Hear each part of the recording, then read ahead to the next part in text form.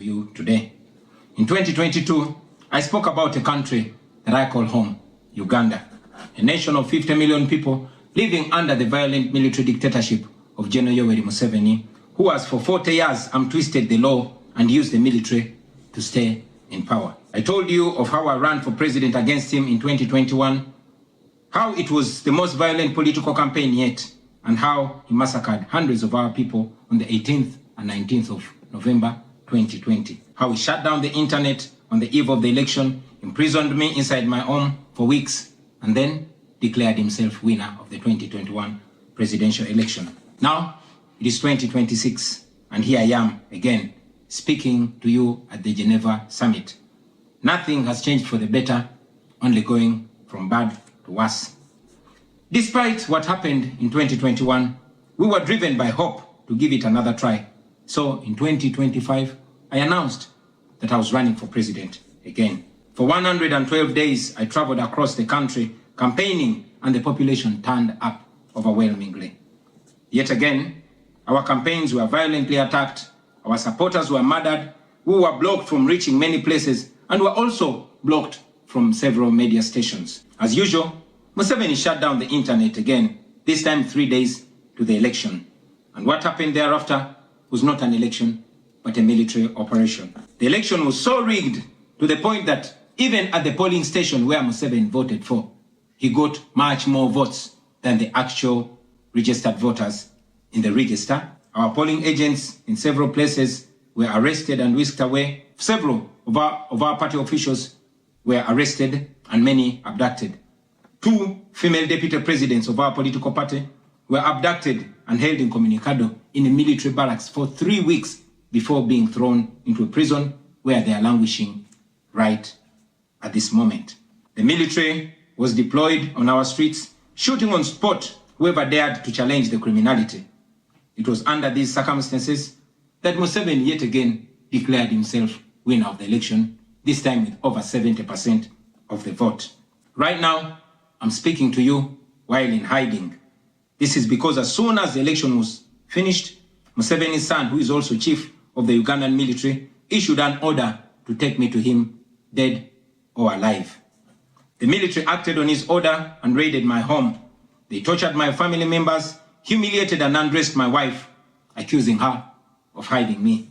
Meanwhile, they were recording and taking pictures of her, which the military chief later on shared on Twitter and bragged about capturing my wife.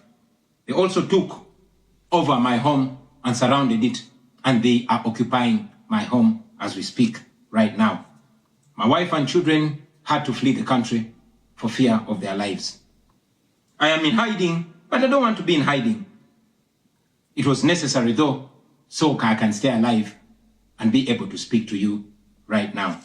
I've said it before and I say it again, that I'll resurface at the right time in my country. I feel like the international community has abandoned us. They've ignored us and they've left us to the fate of dictators. When I ran for president in 2021, Museveni and his thugs denied their crimes. They killed our people and denied it.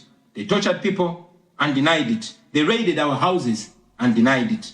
General Museveni has been a smart dictator because he puts on a suit, goes to the West and to the UN, speaks very nicely about democracy and human rights, but realistically, he does not mean any of those.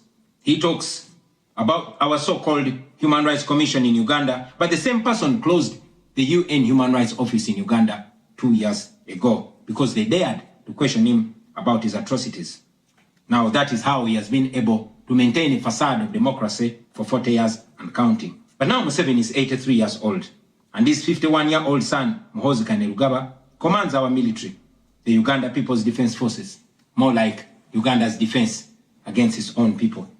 And he's effectively in charge. Unlike his father, Muhoozi does not play the role of a good dictator. He openly and shamelessly says despicable things on social media. On Twitter, he openly confesses and brags about committing atrocities against the people of Uganda. When he was summoned by Parliament, he called Parliament a house of clowns and fools, and he threatened to arrest all of them. He describes judges of the Supreme Court of Uganda as clowns in wigs, and he has threatened to crush all journalists that dare to criticize his actions. In April last year, he abducted, detained, and tortured my close friend and bodyguard called Eddie Sebufu, also known as Eddie Mutwe. He later on posted on Twitter naked pictures of Eddie, boasting that Eddie Mutwe was in his basement learning Museveni's mother tongue, Bunyankole. Last month, he bragged about killing 22 of my friends, and he said that he's praying that I am the 23rd person for him to kill. In other words, Museveni and his son no longer fear international retaliation for their crimes. They've been so emboldened by your lack of action. They know that they can murder their own people, imprison them, torture them, remove their fingernails, push needles down their testicles, and nothing will happen to them. Now, they're using rape as a weapon. Boys and girls, men and women, people of all ages have reported being sexually assaulted by Muhoozi's military. And it's not rare. The majority of the people that they capture and unlawfully imprison have reported being raped, whether men or women. It is no longer possible, ladies and gentlemen, for the international community to deny Museveni's violence and atrocities.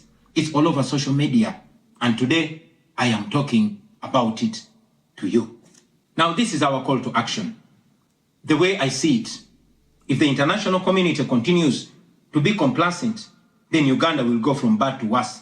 Museveni and his son's military will massacre many more innocent Ugandans.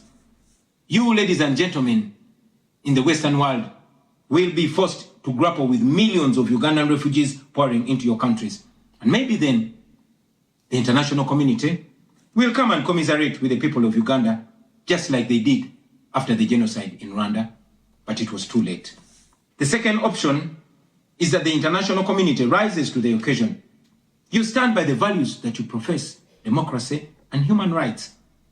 You can rein in on General Museveni and his son through targeted sanctions as well as financial and legal pressures.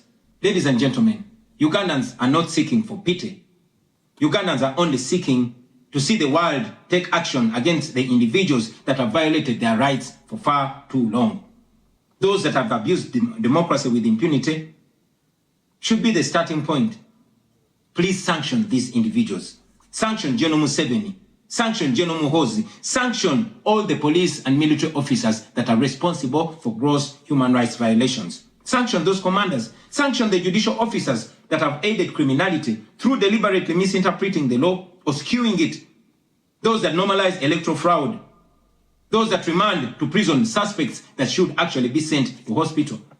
Sanction these individuals because their combined efforts in the last election effectively give autocracy a blank check to rule over the people of Uganda for 5 years. We call upon the international community to treat General Museveni exactly how they treated Idi Amin, because Idi Amin did what he did to Ugandans for only 8 years. Museveni has done much worse to the people of Uganda, and it has been for 40 years and counting. Because of the inaction of the international community, Museveni's mode of dictatorship and human rights violations is being seen as acceptable in the region, and it must be stopped before it is exported to other countries in the region and in the continent. We ask the international community not to recognize Museveni's regime because it is not legitimate. Please terminate any forms of cooperation with this government because he is not legitimate. On our end, as the people of Uganda, we are committed to non-violent means of changing our country, non-violent means of putting an end to this 40-year-old dictatorship. And you can be sure that the people of Uganda will sooner or later free themselves, because oppressed people cannot stay oppressed forever. With your help, friends, with the help of the international community and development partners, we can change our country. We can liberate Uganda before it is too late. I thank you for listening to me, for God and my country.